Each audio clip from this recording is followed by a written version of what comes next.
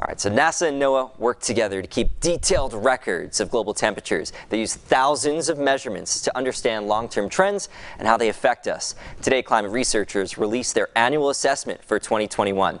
NASA scientist Dr. Leslie Ott joins us now for a closer look at what they've found. How are you? I'm good. Thank you for having us. Oh, it's my pleasure. Thank you for joining us. So 2021 was a hot year globally, and now you can tell us just how hot. Where does it rank for the hottest years on record?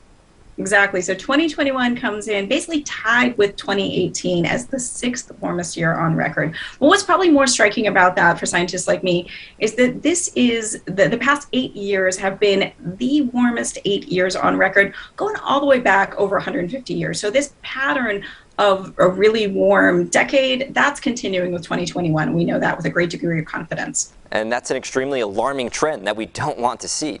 So in 2021, there were $20 billion weather or climate events in the U.S., including wildfires and drought right here in California.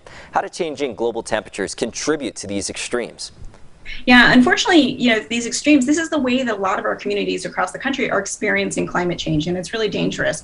The heat that we see being trapped by greenhouse gases, unfortunately, that heat acts as the fuel to lots of extremes. It can mean more extreme temperatures, intensifying hurricanes and more dangerous hurricanes because we're closer to the sea level as it rises. But in the western U.S., for you in California, what you're seeing is a real strain on water resources, really intense droughts that are causing these record fire years year after year. And in some cases, you can mix those two extremes. Sometimes we see these really extreme atmospheric rivers and those really extreme rainfall events coming right after very dry conditions, fire conditions. That can even mean debris slides and landslides that devastate communities that are already just struggling to rebuild from the initial impact of the fires. Right, and there's so many people here that I'm sure are watching right now that have been personally affected by those types of events. Now we're also getting compound extremes, whether it's drought and then heat waves together. And we often hear that weather events like those heat waves are exacerbated by climate change.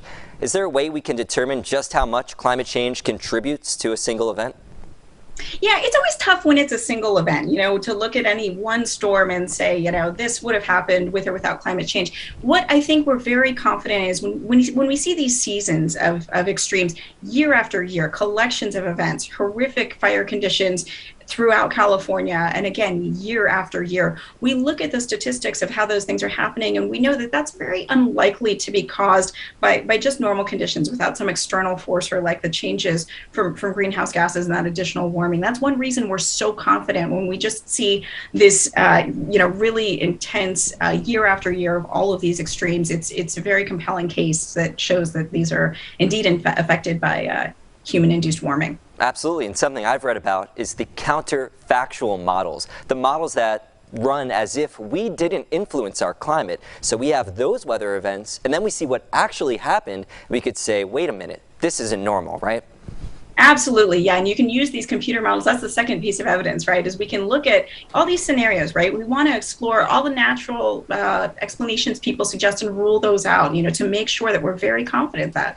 And we can look in those models and understand we really can't explain the changes in warming, the changes in extremes that we're seeing without this addition of human emitted greenhouse gases.